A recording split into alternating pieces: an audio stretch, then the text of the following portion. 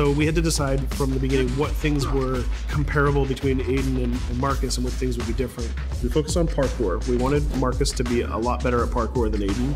And we're not talking about just like climbing on things, but like being able to like flow and chain moves together. So he's a pretty good fighter, but he's got some interesting quirks too. He's a more expressive guy. We've tried really crazy. We got it. The new idea for hacking in Watch Dogs 2 is to let the player create his own solutions. We're adding a lot more depth to hacking. So you have a lot more control, a lot more flexibility in how you hack the world. So one big category of hacking in Watch Dogs 2 is the entire branch of pushing remote controls to its limit. One of the big things on Watch Dogs is hacking vehicles. I think this is a real game changer because vehicles are everywhere in the world, and if you can hack into the drive system of a car, you can pretty much drive it wherever you want. So making sure if you see a forklift in the world, it shouldn't be a forklift. You can just like move the box up, down. You should, just like a camera, press a button and become that thing. One of the core things that we're doing is we're opening up the game with Watch Dogs 2.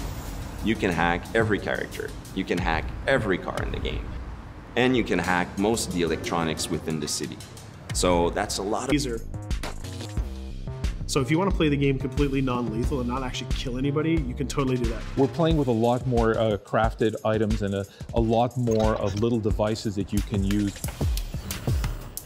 One of the things that people kind of like that we've done, they really like what we've done, is we've created toys for Marcus. He has an RC jumper. It's got little wheels, and it's even got this little robotic arm that he can sort of deploy, and he can interact with things. He can unplug things and replug them and take out screws. It's a neat little toy. And then the other gadget he's got is this quadcopter. And it's more about scouting and being the eye in the sky. First-person view on it is incredible, because you're just zipping through the city. It feels like you're flying. Well, you are flying. in multiple ways. For example, I could hack one person and distract them, have their phone ringing so they look at their phone to create a distraction.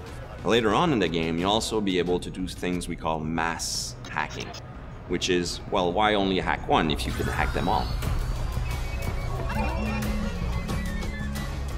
There's one thing that I really believe about Watch Dogs players is that there is no Watch Dogs player. There are many types of Watch Dogs players. You should be deciding how you want to play the game.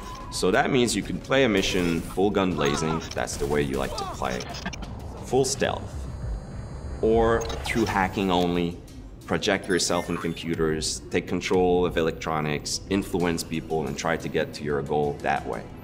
We try to really support all players' types across all different styles of play, and also allow players to combine and mash these styles and play together too. If you've been playing a certain way for a while, we want the game to kind of challenge you to try different things, but also not force you into playing the game a certain way. We work to improve the driving, make it more accessible while keeping all the different styles of vehicles and adding a lot of physics and feel to all the vehicles. So we keep the depth, but have more accessibility.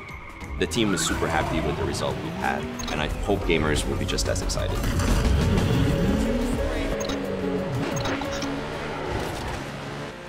We are very excited by the potential of what we call seamless online. We start doing that in Watch Dogs 1, so we're expanding on that. We cross path with friends in the city.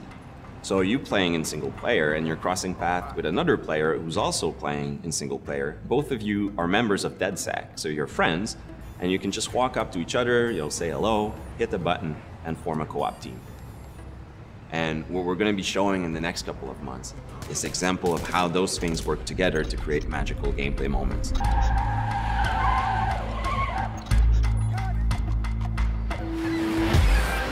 The city of San Francisco and the whole Bay Area is exciting. It's vast. You're going to find a ton of things to do that are unique to you. Basically build your own moments. You know, create a situation that you start laughing at and you say, wow, this happened, and you want to share it with friends. You don't want it just to be like a roller coaster or a theme park ride where I go through all the same beats as everybody else. You decide what you want to be spending your time doing. That can be multiplayer, that can be focusing on stories, that can be just exploring the world. Whichever activity you do, we're going to make sure you get rewarded to get you closer to the end game. That's kind of the promise we're making to gamers.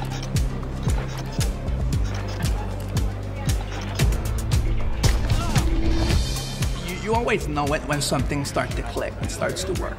Everything changed. You stop seeing individual components, animations, or texture maps, or vehicles. You just start to see the experience as a whole. It changes on the floor. People get excited about it. This is it. It exists. We are always making the game with the player in mind. They have always been the driving force. When you come with a sequel that really earns its due, you know, that really does a lot of new things, that has a lot of surprises, it's a great feeling. In the end, there's nothing more